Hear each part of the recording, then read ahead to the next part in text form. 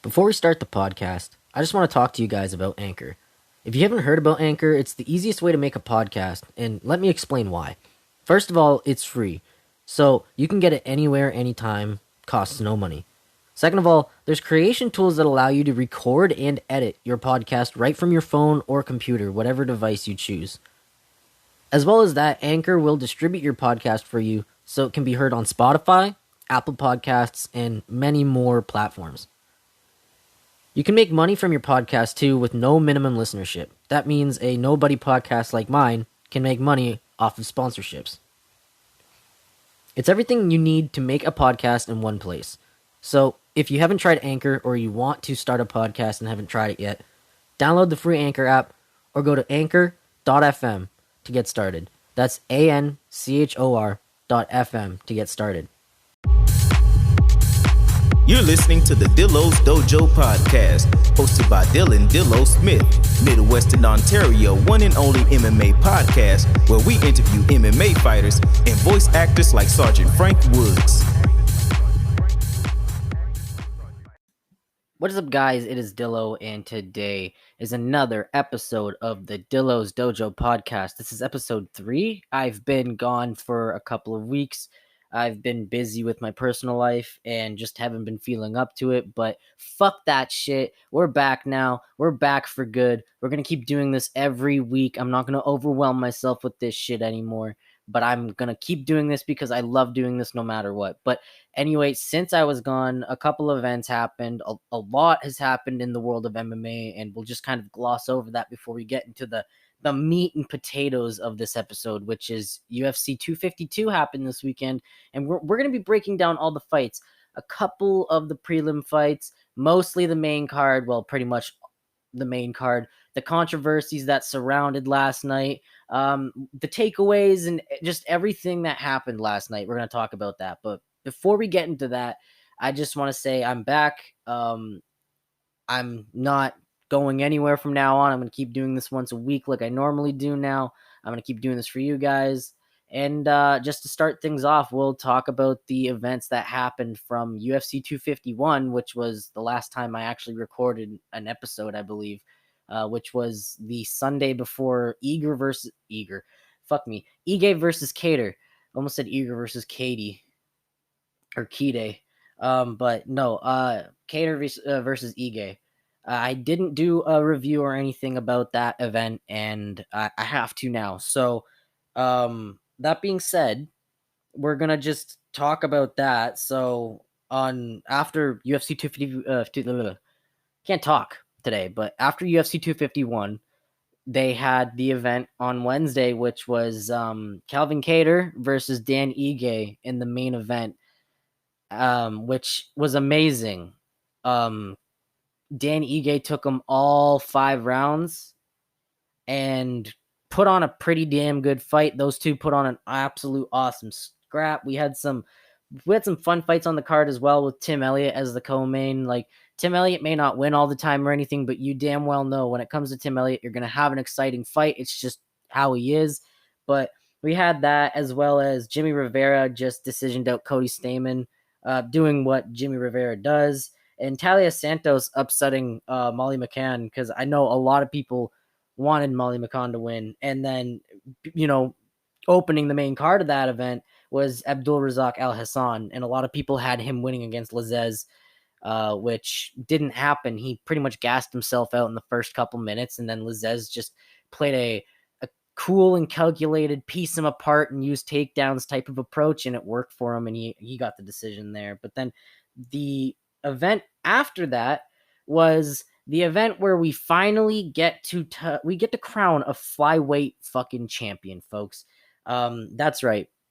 The event after that was Figgy versus Joey B2. I'm not going to talk too much about that event. There wasn't really too much of note other than Fiziev becoming like a breakout star kind of with his performance against Mark DeCasey. And then in the co-main event, Jack Hermansen just managing to submit Kelvin Gastelum. And I'm not saying that because like Jack Hermansen's like garbage on the ground or anything. That's not it at all. He's amazing on the ground. It's just The way he submitted Calvin in I think it was a heel hook, it was just really odd. It was almost like Kelvin didn't even fucking try to get out of it. And that's what was probably the most odd about it. It was almost like he just wanted to lose. But I've never stepped into a cage, so I can't say for certain what the mindset would be going in there. But yeah, it was just really weird. But the main event finally came, and there was a lot of lead up talking about this one. We had Figgy just doing his normal, cool, calm, collected, ice cold persona type shit. And Joey B was, trying to egg the contest up by saying some really mean things. I mean, you're gonna fucking call me a snowflake for saying that, but no, he did say some really mean things. He accused Figgy of the headbutt and started saying that he really wanted to hurt Figgy. So there was that, and a lot of fans didn't like that. So Figgy had a lot of people on his side going into that fight. But I gotta say, despite it being so dominant, and it was just a first round finish, Benavidez went out there with no fear on his fucking face, and I still think. To this day, he wins because he gets to go home and pork fucking Megan O'Leary. So, hey, in my opinion, he's winning. But Figgy just completely decimated him, dropped him like 3 times in the same round, got him to the ground, started mauling him on the ground, and then got to his back, and then had a rear naked choke in. It was a rear naked choke, but he had Joey B so twisted in a way that it was painful to watch. And then the camera zooms in on Joey B's face, and it was just the most disturbing look to ever see coming from a fucking fighter's face. And yeah, I was just like, wow, okay.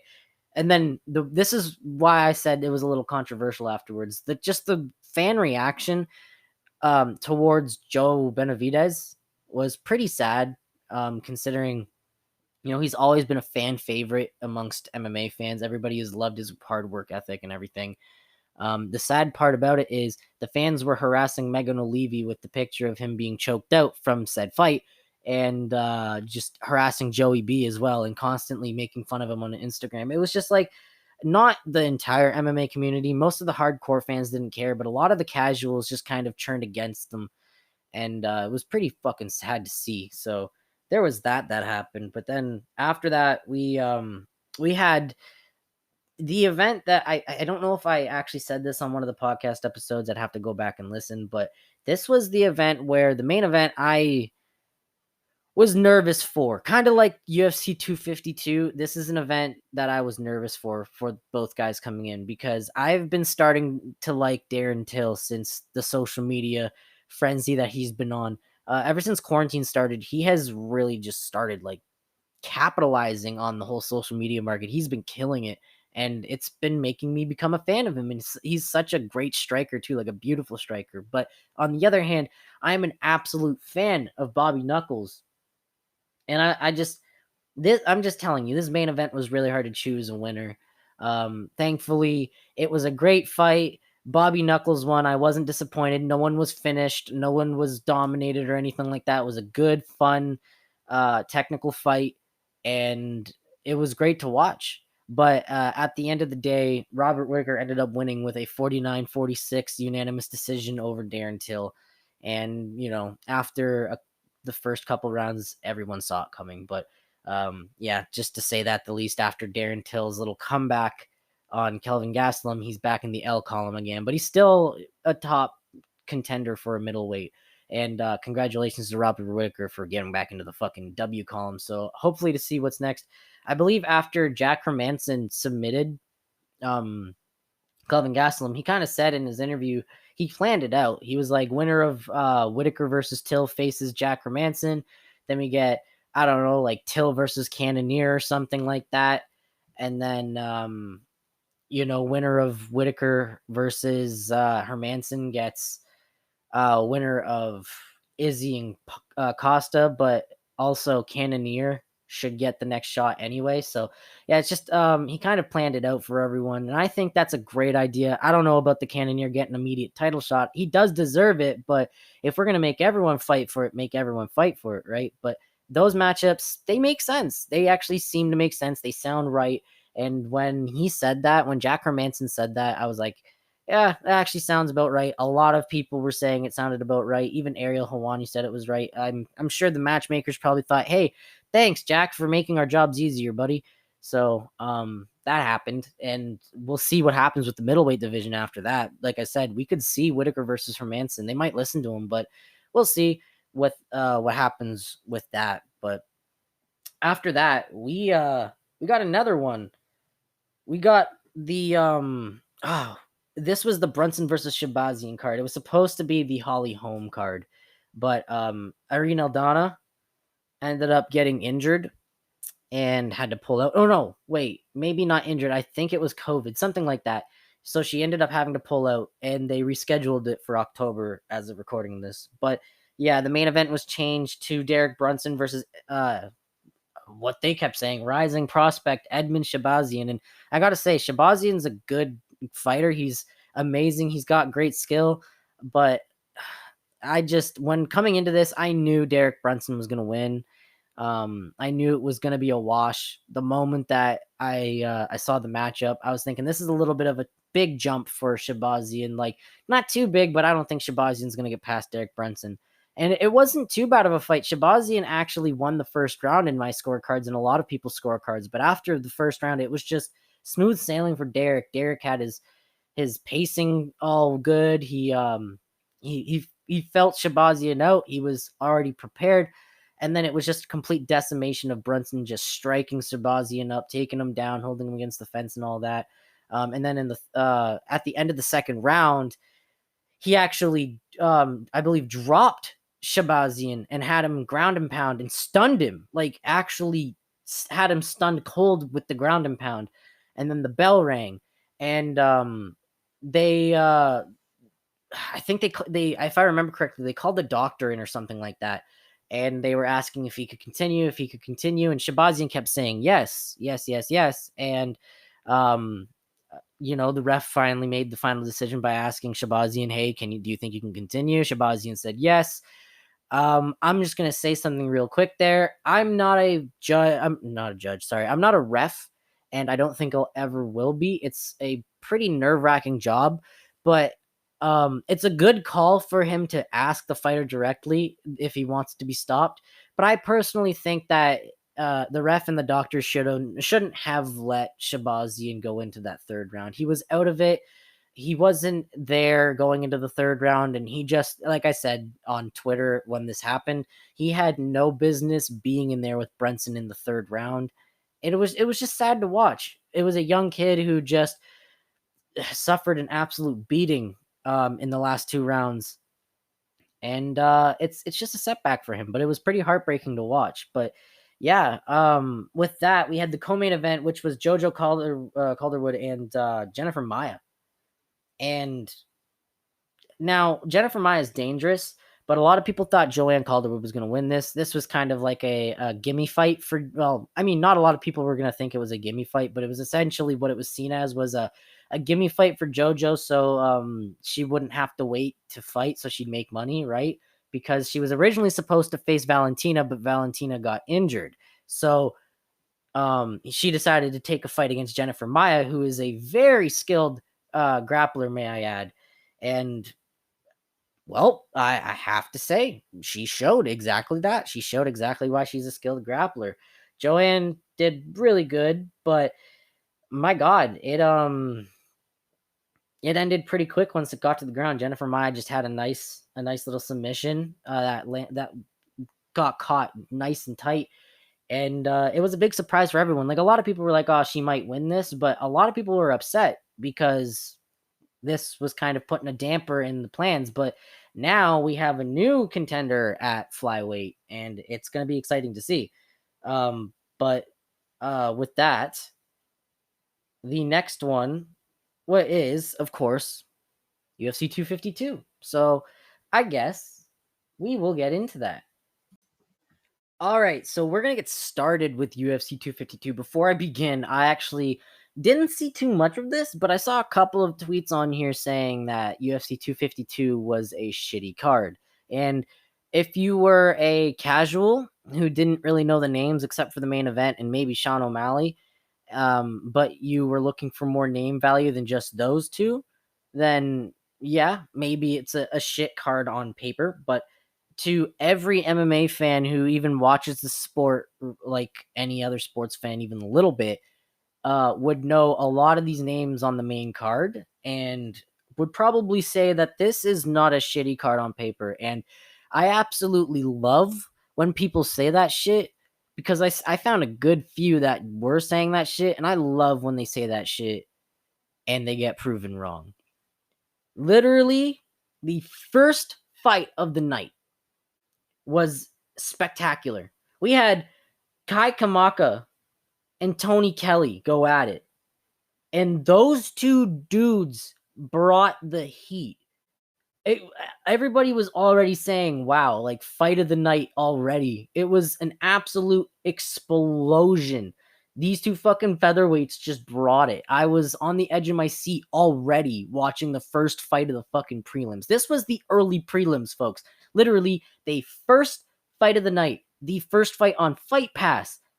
And it was just amazing.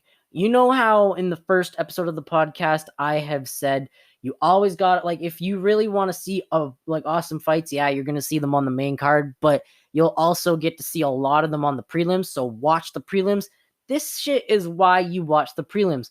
Especially with the quarantine, you've been seeing more and more and more and more of these awesome performances. Either people just two dudes going back and forth in the cage and standing and banging, or in like a technical grappling match, or we see dudes just completely dominate and get awesome KOs or awesome subs, just incredible finishes, just awesome performances in general. So it's just like I said, watch the prelims if you want to see these awesome performances. If you're an MMA fan who doesn't watch the prelims, what are you doing with your life, man? These is like the prelims is the best way to find prospects that you wouldn't even know about, or even just maybe know a little bit about.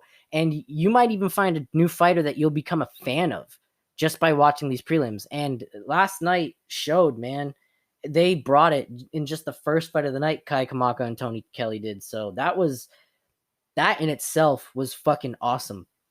But then the heavyweight fight also delivered. We had an absolute scrap fest between two big guys next. It was Kyle Dukakis or Dawkins, I think the guy's name is.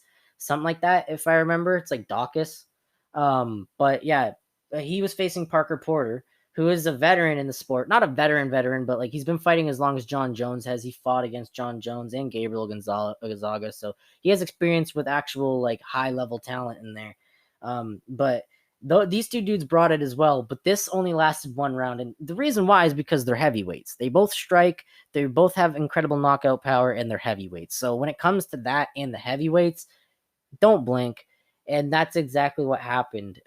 These two were landing, and when they would land flush and clean and hard, they would stun each other, and they were just going back and forth until Dawkins dropped fucking Parker once, and then started swarming him on the ground, let him back up to his feet.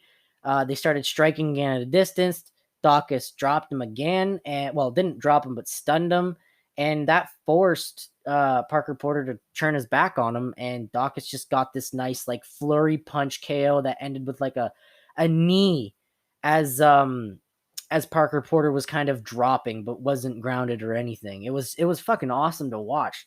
And that was just the Fight Pass prelims, man.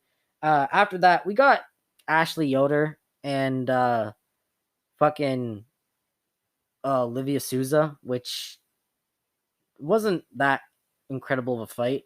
But then the next fight came, and we had TJ Brown versus Danny Chavez. And again, another fight of the night contender. These two literally brought the fucking heat. They did.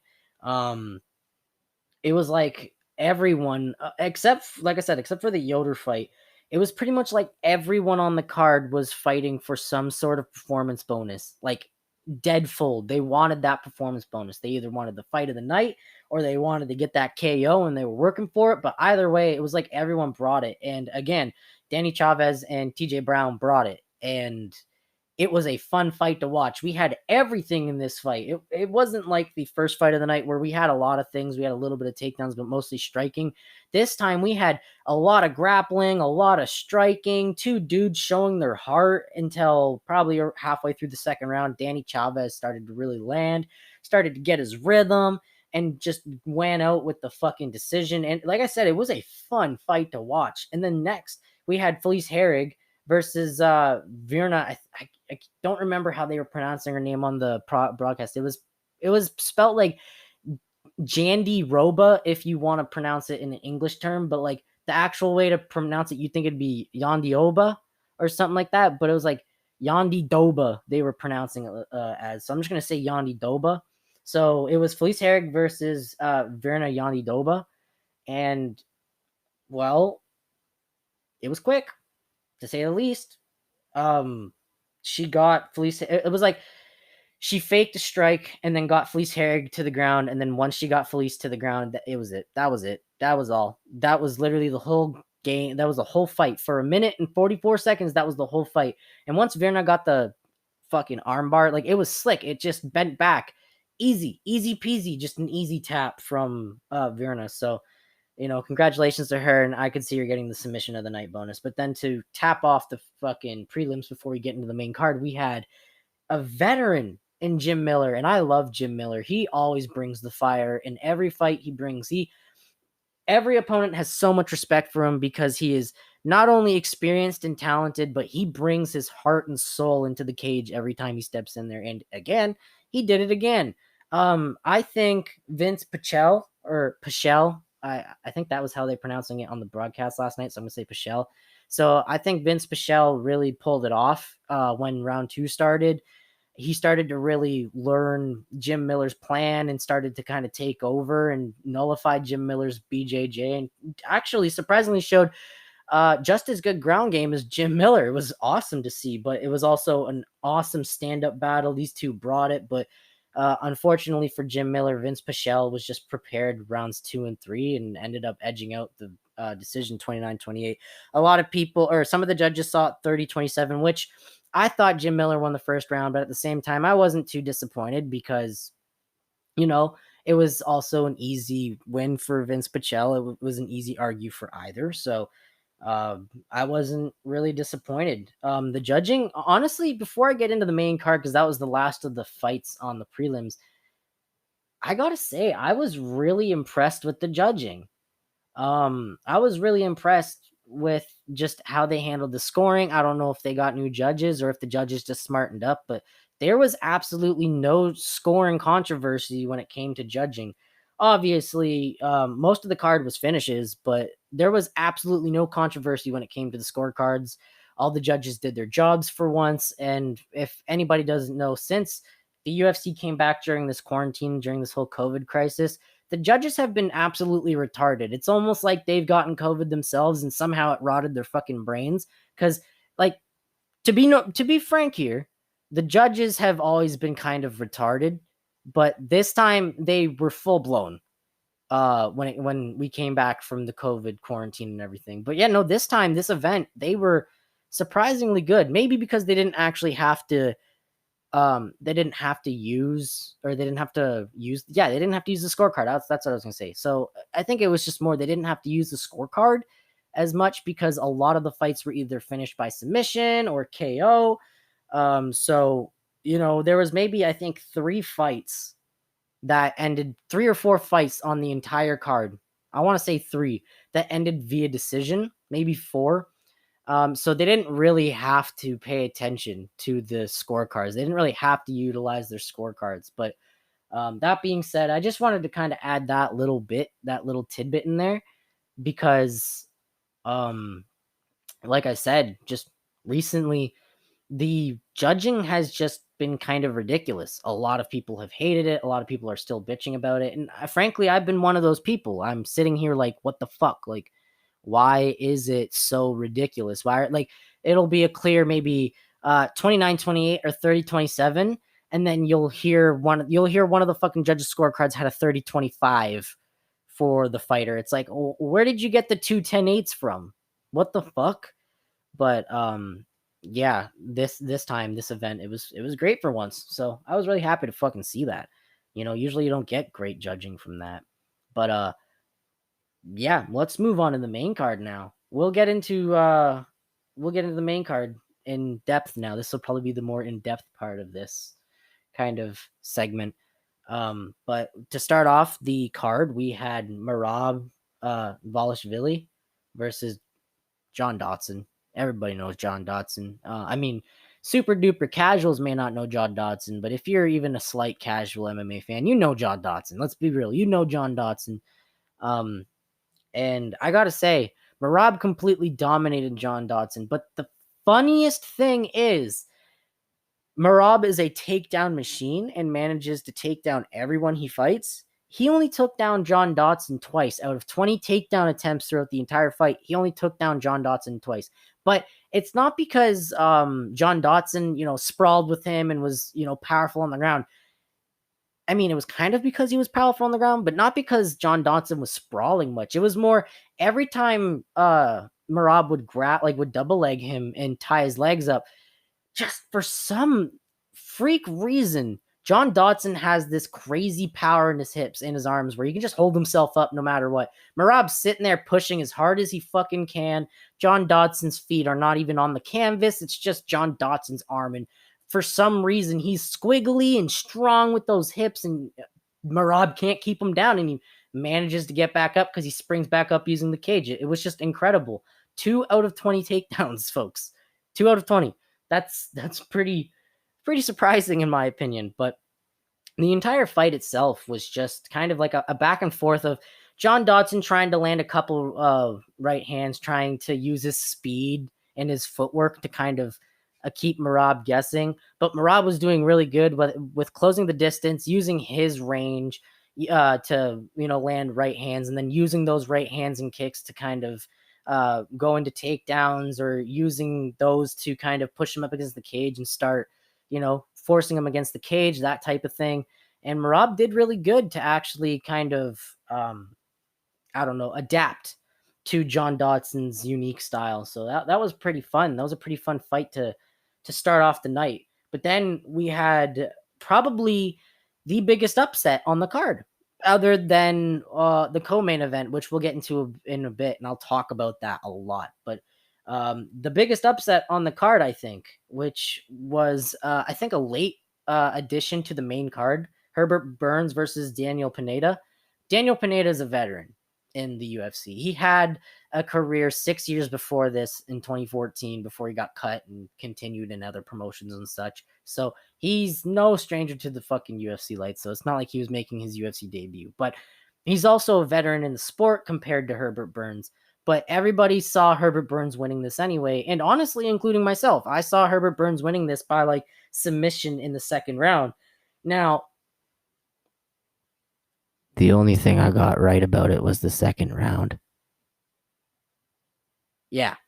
I had him winning by submission in the second round, but dude, Daniel Pineda dominated Herbert Burns on the ground completely.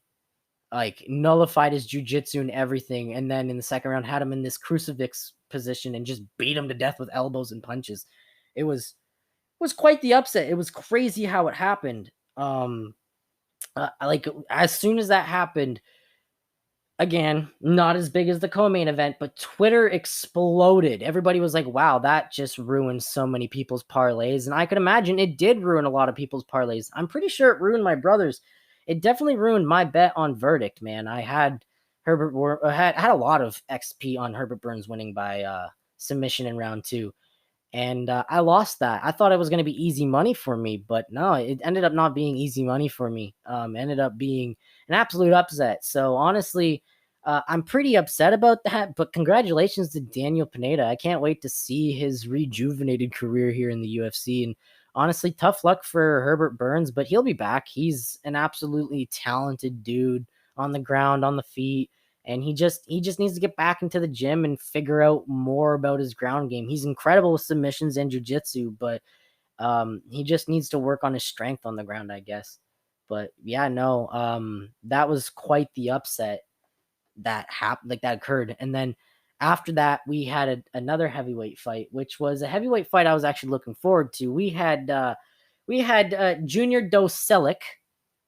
For those who don't know, that's just JDS, Junior Dos Santos. That's just him with a mustache. I make fun of him for it, but I absolutely love JDS's mustache, for the record. I said on Twitter last night when the fights were happening, I was like, if JDS doesn't come out with his porn stash, I'm going to fucking riot. And for the safety of the world, thankfully, he came out with his porn stash, so I did not indeed have to riot. But yeah, no, he came out with his mustache, so that was pretty awesome. But this was a fight that I was excited for because Rosenstrike was coming off of his only loss in his career, which was a devastating 30-second knockout or 23-second knockout from the fucking human Ford Escort himself, Francis Ngannou. So, I was a little excited to see how he was going to react to that, how he was going to recover from that, because honestly, I don't think it was more than maybe a month or two before this fight that happened. So I was excited to see how he was going to react to that, how that was going to go. Maybe 3, because it might have been May 249, if I remember correctly. But anyway, JDS came back, and I just love seeing JDS fight, so I was excited for JDS. And we got the fight we were looking for. It started off a little slow. It started off with JDS kind of running around the center of the octagon, trying to feel it out. The typical feel out process that most fights have. And then they started to strike halfway through the round. Rosenstrike was landing some good ones. And actually, JDS hurt Rosenstrike at the end of the first round, or near the end of the first round. But yeah, it was a nice back and forth during the first round. It could have been scored for either guy. And then going to the second round, it was the same thing. Both guys were standing and banging the whole time. They were going back and forth. It was now this time in the second round, a little bit more heat was being thrown, faster strikes, more combos. They were going for the finish a little bit more. And as JDS was kind of backing up against the cage, Rosenstrike hit him with a nice right hand and dropped him and finished it off. But the thing is, it wasn't like there was any unnecessary punches. Actually, okay, I lied. Yeah.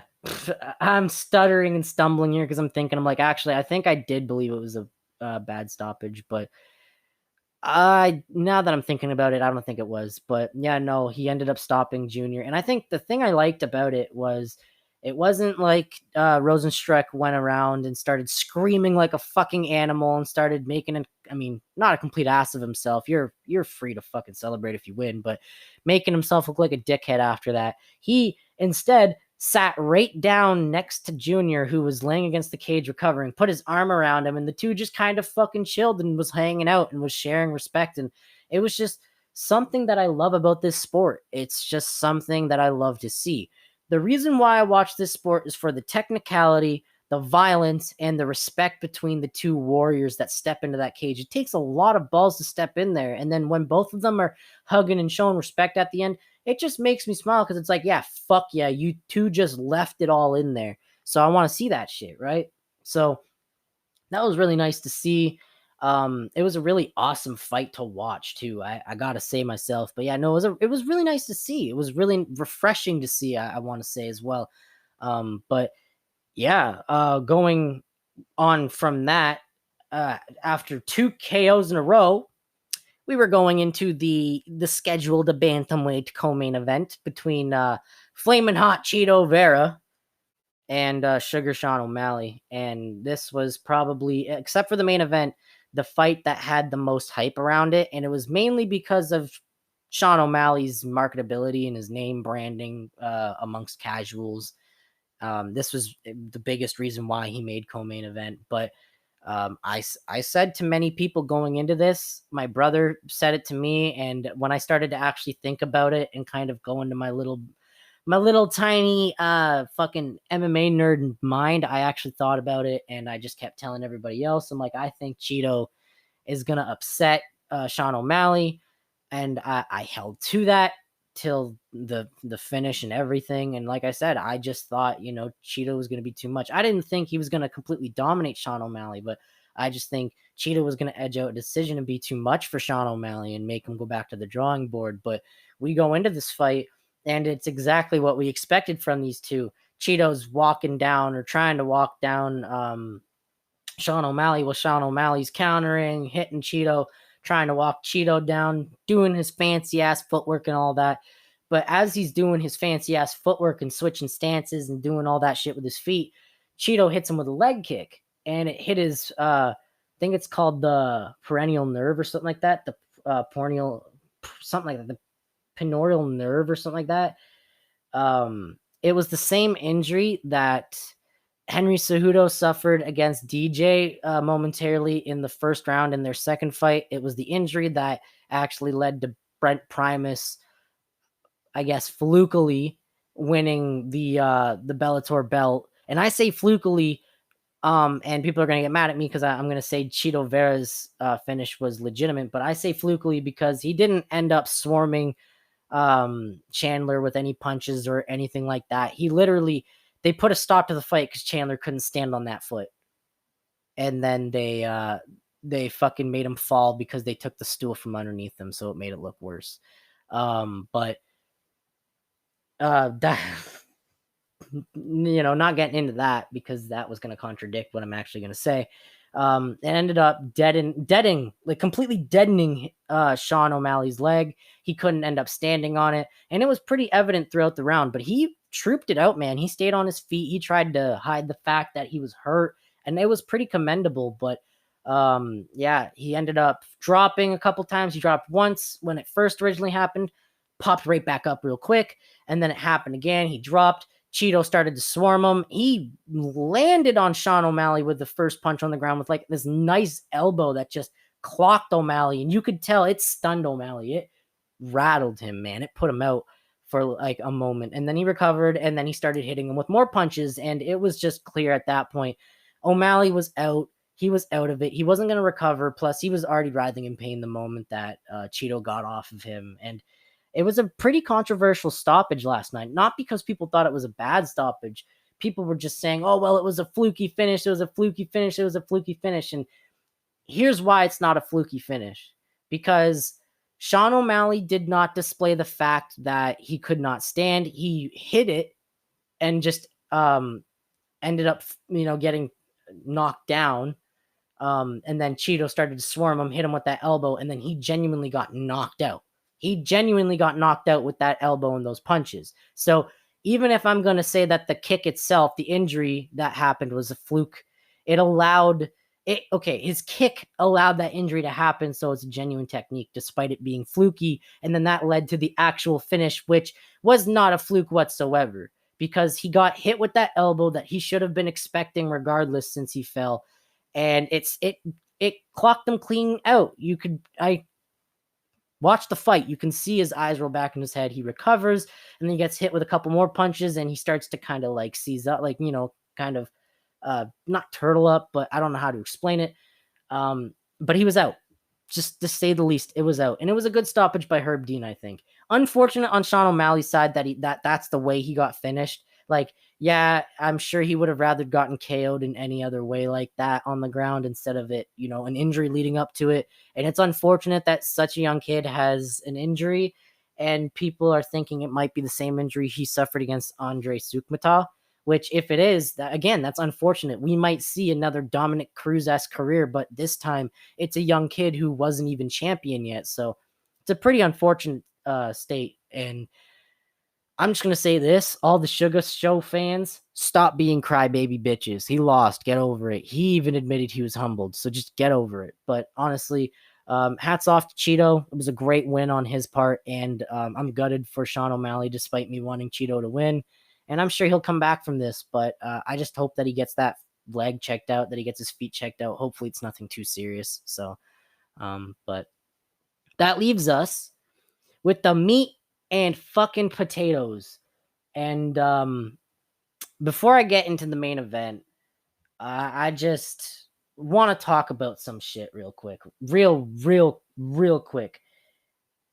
There's some shit going on MMA Twitter where people like to just shade other people, and I'm not all for it.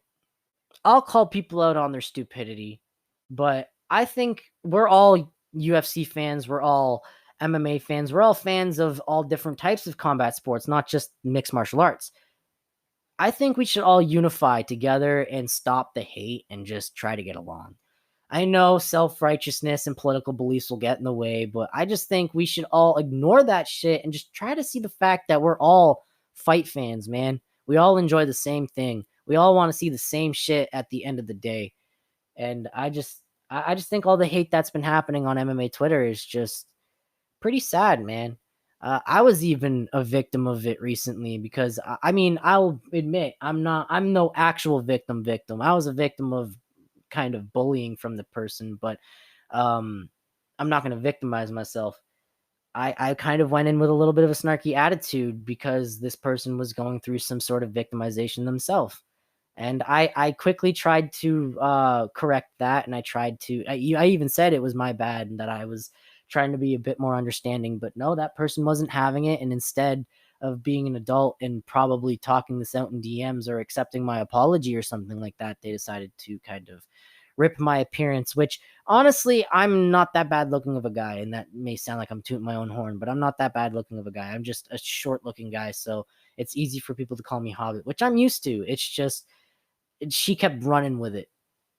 That person just kept running with that insult. And it was just like, come on, like you're grown just like me. Can't we just act a little bit more adult like? And I think the adults of MMA Twitter should be like that. We should show a better example to the younger folk on MMA Twitter and just kind of be the bigger people and not give them the reactions that they want. So I just wanted to talk about that real quickly before going into the main event.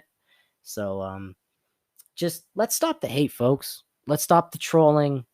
Let's just get into our selective groups and enjoy our time here on MMA Twitter. We're all here for the same shit. We all enjoy ourselves for the same shit. So let's just stop all this fighting, all this trolling, all this bullying and shit. And let's just enjoy MMA like we all fucking do, man. That's what I think anyway. But anyway, let's move on to the main event. And now it's time for the main event of the evening. I'm not going to do that again. But yeah, we're going to talk about Stipe in DC. Finally, it fucking happened. The trilogy has finally ended.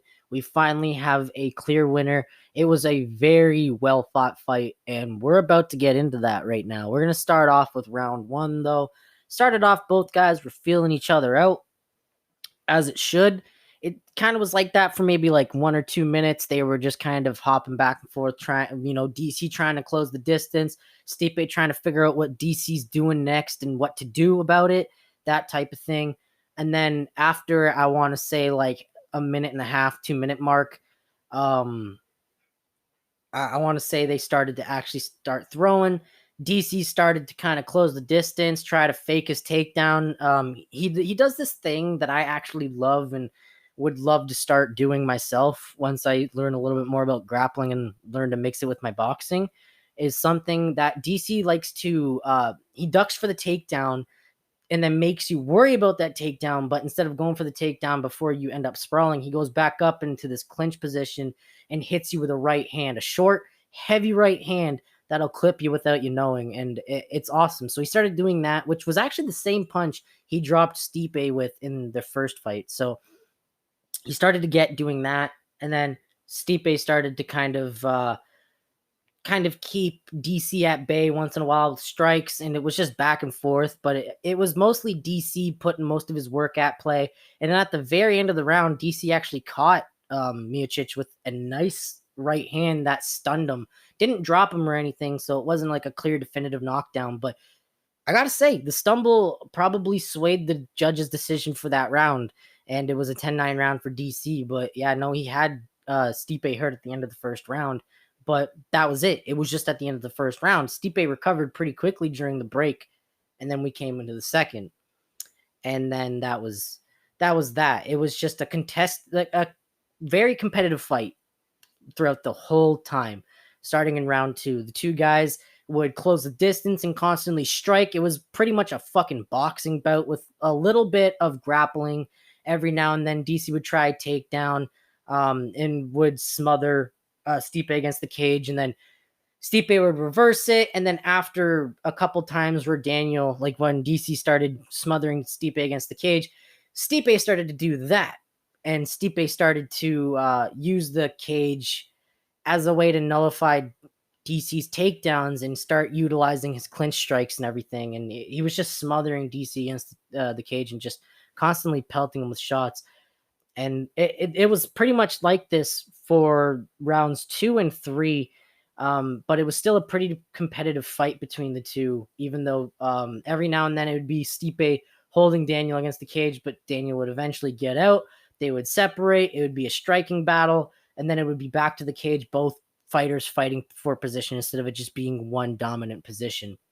And then I can't remember, honestly, even though it happened last night, I can't remember if it was round 2 or 3, but Stipe dropped DC. He ended up dropping DC, and it really looked like DC was done for a second. He hit DC with like several right hands as he was chasing DC against the cage.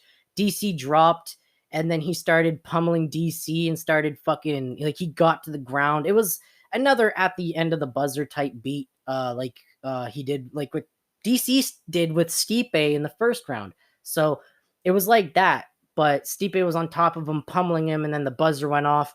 DC got up, and it was clear that DC was still hurt, so it was I think it was round 2 he dropped him in. But yeah, it was a little worrying after seeing DC like that. I was kind of thinking it was going to be a finish.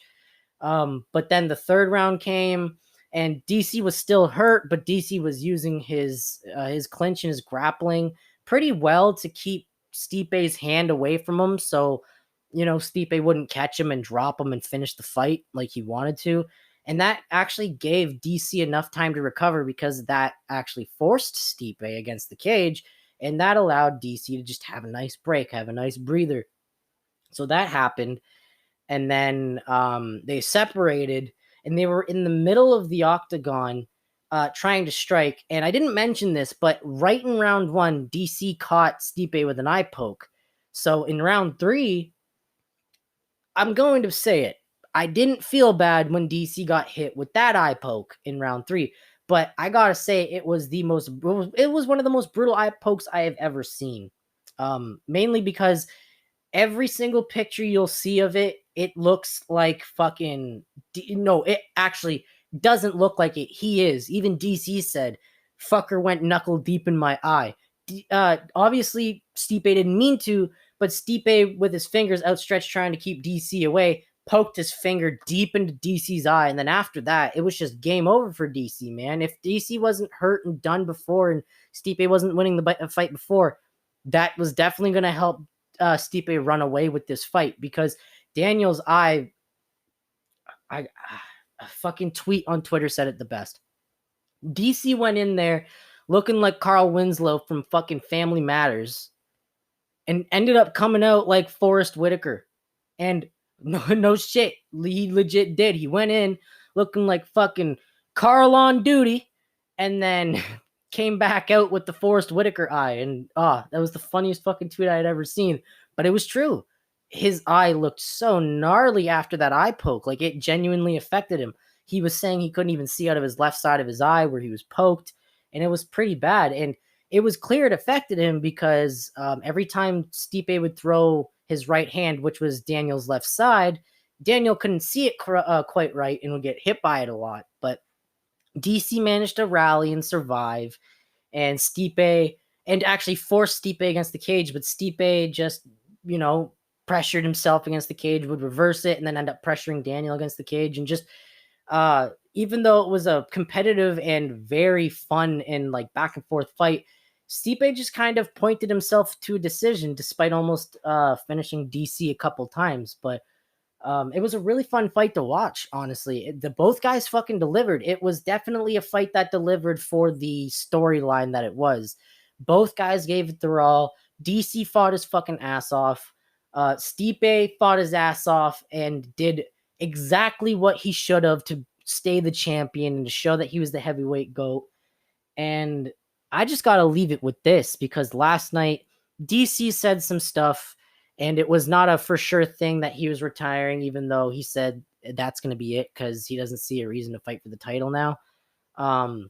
Even if he does retire, I have to say this. And I'm sure every other fan out there is going to say this. Thank you, DC. Thank you for everything you've given us fans over the years, not only in just your run in the UFC, but when you were an Olympian, and then when you made the transition to MMA and you were in Strikeforce and all that. Thank you for everything you've done for the fans. Thank you for being such a great role model and continuing to be a great role model. And honestly, thank you for just giving us the fights that we wanted to see and just being an incredible athlete and something to just look up to. And I hope, because I have a feeling you are actually retiring, I hope that retirement treats you well and you deserve it. You fought your ass off. You had an absolutely incredible career. You're a UFC double champ, an Olympian, an absolute incredible college wrestler. I think he was a champion, and like he was a multiple state champion. He's got such an incredible resume that even though he lost last night and the last like 3 rounds were a complete wash because of that eye poke, DC has nothing to hang his head about.